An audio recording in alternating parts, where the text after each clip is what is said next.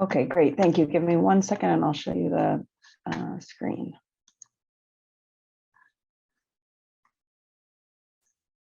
I think I will. Okay. Okay, I'm going to deviate maybe a little bit from the very strictly surgical talks today and just talk a little bit about our integration with an imaging description system known as LI-RADs, which everyone is very familiar with. But I want to talk about it some to illustrate, I think, what we can learn from it for other diseases, but also to emphasize our integration with it. Really, I don't think you can think much about our current treatment of HCC without mentioning LI-RADs. And so I thought I'd just spend a little bit of time talking about it. So just by way of history, two things kind of happened in the early 2000s. Both the AASLD and EASL, and then soon thereafter, UNOS began to have incorporated in their either practice guidelines or listing criteria, imaging determinations of HCC, and really almost dichotomizing them into positive or negative or indeterminate. But the radiology reporting system had not caught up to this point. And so reports were still using at that time some language like we still see for many other diseases. And that's, I think, important to realize that we are much further ahead in this type of imaging reporting in HCC than we are in many other cancers that we all treat as HPV surgeons. So the imaging reports were still saying at this time suggestive of, cannot exclude HCC, might be HCC, or the typical liver mass, and that didn't really get us anywhere as these two worlds kind of began to collide. And so there was a lot of, I think, foresight on the part of a handful of people. And I think this really started by two different groups, and it really has been led from the UCSD group, led by Claude Serlin, and also by the group at Thomas Jefferson. And those two institutions at that time had already put in place, in response to this, institutional protocols for reporting HCCs in high-risk patients. And they had modeled it after the system that was already in place for the breast imaging system reporting and data system, or LI-RADS. And then soon thereafter, I think the American College of Radiology showed kind of a tremendous amount of leadership and convened what was actually a multidisciplinary group of all key stakeholders in 2008. And this included pathologists, surgeons, transplant surgeons, and transplant hepatologists, as well as body imagers from both the CT and the MR, and later more the ultrasound world. And in 2011, so 3 years thereafter, really were able to put together the first version of LI-RADS. So that's now 10 years ago. And they described at that time the full lexicon of definitions, which I'll show you in a little bit, and then the 5 categories we're familiar with. Soon thereafter, they revised, or I should say added to what they had published, and put out the diagnostic table that's familiar to us. And they modified it somewhat further. The next major point in time is in 2017, where really they significantly expanded the scope and added ultrasound and contrast ultrasound and algorithms, which I'll mention again in a second. They defined the criteria of patients to whom this applied very strictly. And then really importantly, I think they made widely available and easily accessible the documents. And then much sooner than they had planned, they made another addition in 2018 because the AASLD had made a change. And they have been very thoughtful about integration with other imaging systems. And so they modified the definition of LR5 so that they would have congruence for these smaller lesions between 1 and 2 centimeters. So if you think about this is how things started in San Diego and outside of Philadelphia. And within 10 years, LI-RADS has become an international consortium with more than 100 institutions, and really a true international effort. And that, I think, is kind of phenomenal when you think about what many programs are able to do locally in 10 years to what the LI-RADS system has done for all of us across the world. So right now, LI-RADS sits in this world of radiology reporting and data systems. You can see, obviously, there's lung and ovary and head and neck, but the most prominent ones are, of course, the BI-RADS system that started this, and then the LI-RADS system as well. And just within the LI-RADS group, I think it's important to point out it is not a committee or a group, but it is multiple working groups. And these working groups actually synergize quite nicely. And I think really, if you look here, have thought very carefully about what will come. So you see this tech and apps group. I was thinking of this during the talk a little bit ago, because really they're thinking forward about artificial intelligence and how we're going to incorporate this into the natural language processing softwares that are coming along. And then also, similarly, the outreach and education group is integrating very carefully with the Society of Abdominal Radiology, and education is a big focus of this. And then, of course, I already mentioned this, but they are harmonizing as well with the AASLD and the NCCN and the OPTN groups as well. Okay, so just as a summary of kind of current state, you know, the LI-RAD goals, I think it's important to be clear about what they are. And they continue to repeat this in every publication you read, exactly what their goals are. And I think this can help many of us in program development as we're doing this. But one of the most important goals has been to promote clear communication with clinicians and to reduce imaging interpretation variability and errors. And also, at the same time, to increase knowledge of radiologists and other specialists regarding these features. I think many surgeons or trainees know more about the typical features of HCC in the liver than they might of some other lesions, because they are well named and well described and talked about very clearly. And I think this is a good example for us about how to do that. Also, importantly, they were clear about how they developed their guidelines and didn't stick to strictly saying it must be all data-based, because when they started this, the data to support their assertions was very limited. And so they have iteratively refined the guidance based on a blend of evidence, expert opinion, and congruency with other systems, as well as feedback that they've gotten from users across the spectrum. And I think this is a very intelligent kind of way for showing a lot of foresight about how to develop a system like this. Okay, so here's the current LI-RADS algorithms. So there are 4. I'm going to focus on mostly this one in the blue box, but just to show you what we were talking about, ultrasound as well. The surveillance ultrasound LI-RADS algorithm has helped really with the patients undergoing screening with surveillance ultrasound. And then there's a contrast and enhanced ultrasound diagnostic algorithm that's separate from that axial imaging algorithm, the CT or MR. And you can see they have included both extracellular contrast agents as well as hepatobiliary agents in this single algorithm. And then more recently, a treatment response algorithm, so post-treatment LI-RADS descriptions. Okay, so what all do they include? So I just showed you a screenshot here of the lexicon. And I think if this isn't something that your trainees are familiar with, it is a very helpful place to point them. It's easily accessible on the web from the American College of Radiology. And it is 25 pages of tables just like this. It describes what do we mean when we say delayed central enhancement, what specifically describes it, what does it mean in LI-RADS, what are other words that say the same thing, what modalities can we describe this on. So I think this is a very important and helpful document, and was the very first thing they made, and I think can serve to teach us all a lesson about how to begin to approach things from a nomenclature perspective, because this certainly has helped them in their subsequent publications.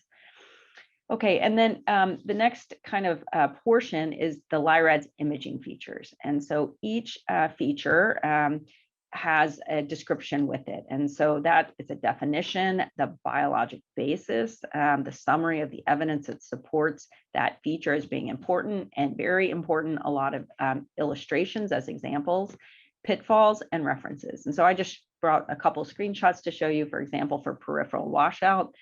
And they have created ID numbers. So the radiology or RAD net system lexicon ID number, and then they name these each because there are many of these.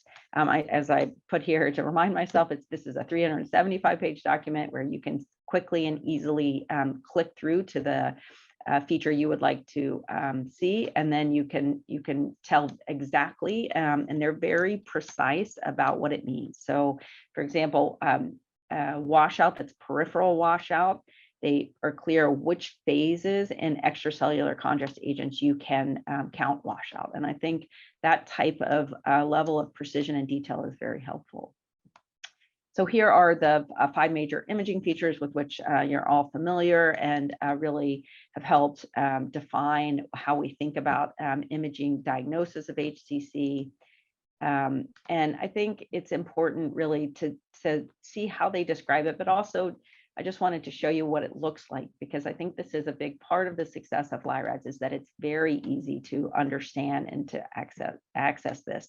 So you can see for both non-rim enhancing arterial phase hyperenhancement and non-peripheral washout, they use symbols. These are used throughout the document and make obvious sense to, I think, all trainees looking at this as well. And then they link directly to the portions of the document that can help you. And then importantly, threshold growth. This has been a recent change. They're very clear exactly what threshold growth has been changed to, and I can show you more of that in a second.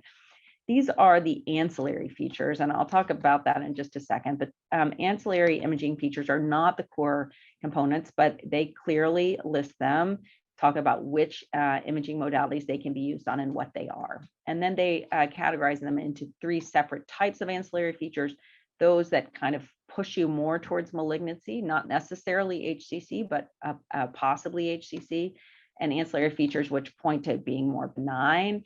And then a third group, which I didn't show you on the slide, but ancillary features that point to specifically towards HCC.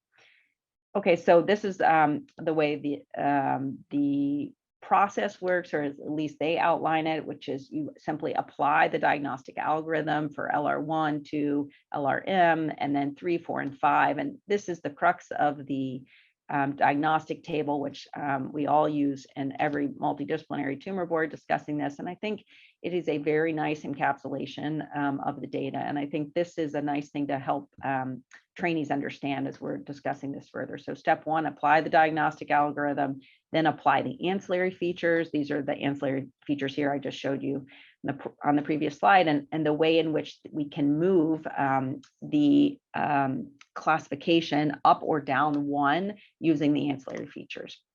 And then the third step is to apply these tie-breaking rules. And generally, they're very clear about what this means, that it's not judgment really. It's if you have X, Y, and Z concern, you move it down. And the point of all of this is to preserve the specificity.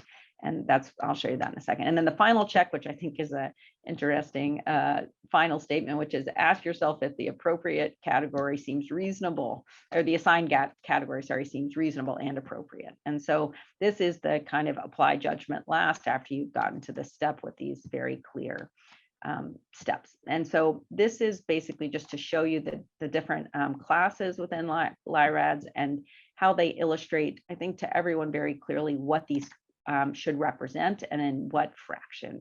So that, I think, I'll talk about this in a second, but that the illustrations really are quite helpful. These are just screenshots of a summary of LR2 and LR4 and what's included in each. And you can see the blue hyperlinks, but basically they're very thoughtful about saying these are the management options. This is the pathologic correlation. This is the natural history of untreated lesions, and then references that follow each of these. And so this, I think, can really help us when we're in the midst of a discussion about an LR3 or LR4 lesion and when we should reimage and what this lesion may turn out to be, to really be quite clear about what that means. And then finally, and just in terms of the summary, this is the actual pathologic correlates to each of the grades. And I think this is helpful for patients to say when we have an LR4 lesion, we have about a 75% chance this is an HCC, but we have an 81% chance that this is some malignant lesion. And this data table, for example, is updated up to the, it's a couple years out of date, and they're very, in each edition, they update the probabilities with the current data. And so this is, for example, the data table that generated this nice photo here. Okay, so this is really the reason I wanted to talk about this, because I think there are some things about LI-RADS that help us think about, in general, how we approach imaging-based diagnosis and imaging incorporated into surgical care, or I guess just general clinical care as well. So the first thing is really the process, and the process behind LI-RADS was very intentionally and genuinely a multidisciplinary effort. This was not a group of radiologists who invited a pathologist and a surgeon. This was really a multidisciplinary group who sat down together and said, this is our joint problem. We need to list patients for transplant appropriately. We need to make sure that patients that are getting prescribed treatment without tissue actually have HCC. And I think you can see from this figure I just showed here, just how integrated it is in LI-RADS, the AASLD as well as the OPTN situation and the differences. This is the more recent update where there's not exactly congruence, because the OPTN definitions have not kept in line with the AASLDs, and so they've been very explicit about what that means. It also was sponsored by the National Society, and I think this was a very clear leadership move. And as I showed you on their website, they've done this for many organs, and I think this has really helped move their field forward together jointly. And they had partnerships with stakeholder groups and other societies, not just a multidisciplinary effort, but actually a cross-society integration. And then importantly, their process was evolutionary and iterative. They were clear at the beginning, this is what we're starting with, and we will update, they thought, every 3 years or so. And it's been a little more often than that, as dictated by other changes in the field. Okay, now what about the reporting? What can we learn about this? I've alluded to this, and I think I have some fascination with this document, because it really is quite amazing to me that they have put together this in such a short period of time in such a user-friendly way. But it is available free of charge. This is the American College of Radiology website, just a snapshot. You can see anyone can download it. You don't need to sign up or be a member or create an account. You just can see that, and you can access them directly online as well. It's a very readable and exceptionally well illustrated document for what is otherwise a technical document. So you can see here, just as an example, they're very clear, like what the difference is between a required element, an additional feature, what's sufficient, what's required but sufficient, and the language that they use and the symbols throughout are very, I think, clear to everyone reading the document. This is just an example of an illustration, which I think shows you how they think about the pathology with the imaging and the biology together to really help the people using this document to kind of make sense of what it means. Like, what does washout mean? Why is there hypervascularity in the late arterial phase, but not the early arterial phase? And here's an example of another illustration I think is quite helpful when they're talking about extracellular contrast agents and the difference between the transitional phase and the hepatobiliary phase, and what is the story with the distribution of these between the space of Dicey and the canaliculi, and how does that show up different on the imaging? So this obviously is something that's well known to many of us and we talk about, but I think their ability to put it nicely into their document and illustrate it makes it really clear for us all to pass this knowledge on as well. And then in terms of their ability to be explicit about their decisions and priorities, I think they say very clearly that this is designed to maximize specificity for HCC, and we have a trade-off in sensitivity. And then at each time when they make a decision to not include a feature, they basically will say that amount that by which the sensitivity is decreased. And I think it's also important to like FNH and adenoma really are left out of LI-RADs. And they explain clearly why. They say we left this out to discourage radiologists from inappropriately suggesting the diagnosis in cirrhosis, because it's in general a very difficult diagnosis. And so it's not that they just leave them out and kind of think it's okay, but they're very clear about why and what the danger is of including them. Similarly, when this is, for example, talking about tumor in vein and saying that the high positive predictive value for HCC and tumor in vein, which obviously has important clinical ramifications, is that you can only apply this in specific population, and that there is an unavoidable trade-off of high specificity is the modest sensitivity. And then they go on to say in exactly which way. And then, I think in terms of making it practical, they say, okay, you might wonder why we made ancillary features an optional step that I showed you above in step 2. And they say this was done because more radiologists can do it this way. We can't make it too complex. And as people become more familiar, the ancillary features may be incorporated. And then they go on to say about the biopsy portion. I think this is interesting because this applies to many areas in the pancreas and liver as well, outside of HCC. But they say a radiology report should avoid language that compels a clinician or group to perform biopsy or invasive procedure, but it may be beneficial to suggest it. And then they give example phrases, which I think is quite interesting templating, but options include, or the distinction between HCC and something else cannot be determined with imaging alone. Biopsy may be considered, as opposed to saying this is accessible for biopsy. Okay, and then finally on the content side, what should we take away from LI-RADs? I think that the radiologic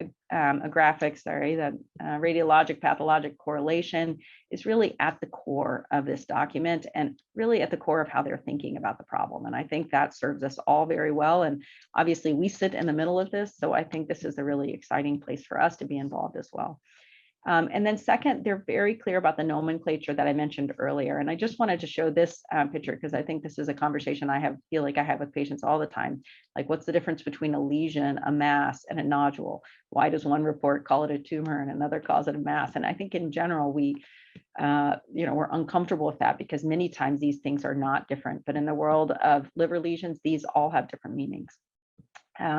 They also are very clear to define adequately what quality imaging means. So not any CT is okay. And so they go on to specify, and I just showed you a screenshot here, exactly what a late arterial phase means in detail, and the timing of it, what the contrast consideration should be, what the injection rate should be, et cetera.